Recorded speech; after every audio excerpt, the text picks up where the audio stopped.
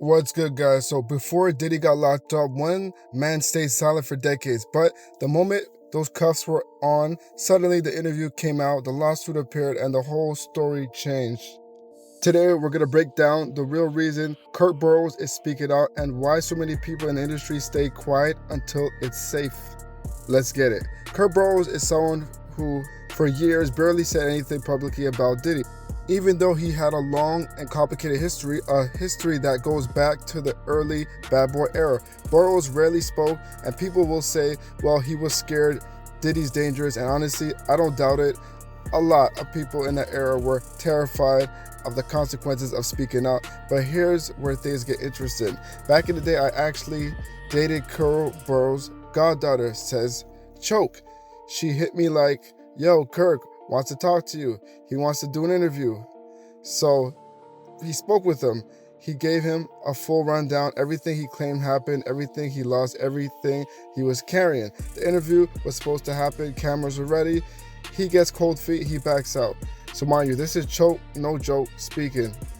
Later, he pops up on another platform, and then when Diddy's arrest, suddenly he's active everywhere, suddenly he's telling the story, suddenly he's filing lawsuits. And here's where people start raising eyebrows.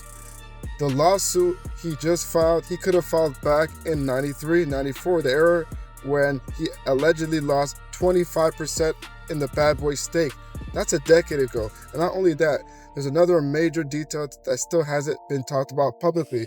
Kurt allegedly went to jail for Diddy over the tax-related issues. He did time, he took the fall, and yet that part of the story is conventionally quiet. Instead of the focus of the lawsuit is his loss, 25% stake, and allegations of sexual assault. Now listen, if any of this is true, nobody should downplay that.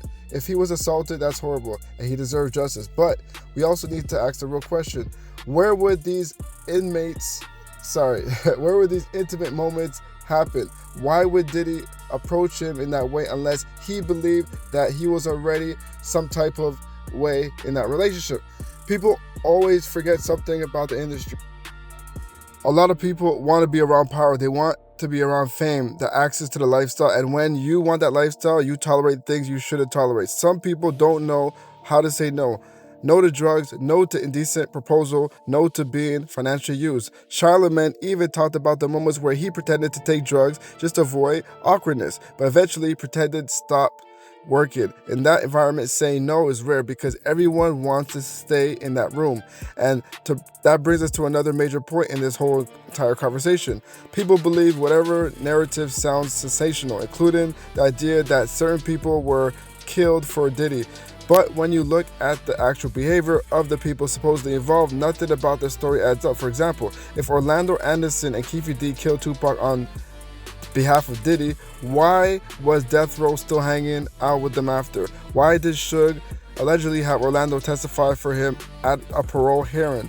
Why did Reggie Wright have meetings with Keefe D? Why did the alleged spit money together maintaining the contract? Think about it. If these guys killed your label's biggest star and shot you, why are you sitting courtside at Lakers game talking with them? Why are you doing interviews, business deals, and moving around peacefully? And Suge Knight, bullet in the head story, the math doesn't math. We've seen people get hit way less who carry long life scars. A bullet lodged in your skull with zero marks, no scars, no bump, no nothing. Compare that to Damon Dash getting hit with a blackjack decades ago. Scars still there, visibly everybody sees it on camera.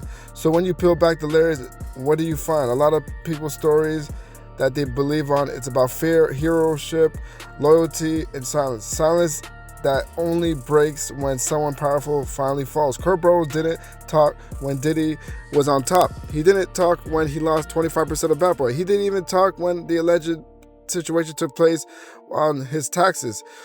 He didn't even talk when he had the chance to do interviews before. He talked after the arrest when it was finally safe. And that's the theme of this whole situation. People only tell the truth about the industry when the risk disappears. People only expose corruption when the power shifts.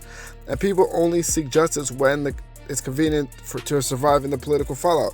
This isn't about defending anybody. This isn't about calling anybody a liar. This is about recognizing patterns that have been repeated in hip-hop history for 30 years. as far as lawsuits, more interviews, and more testimonies come out, we're going to see what's going to be honest and who's going to be rewriting history and the people that they're going to protect. This is just the beginning.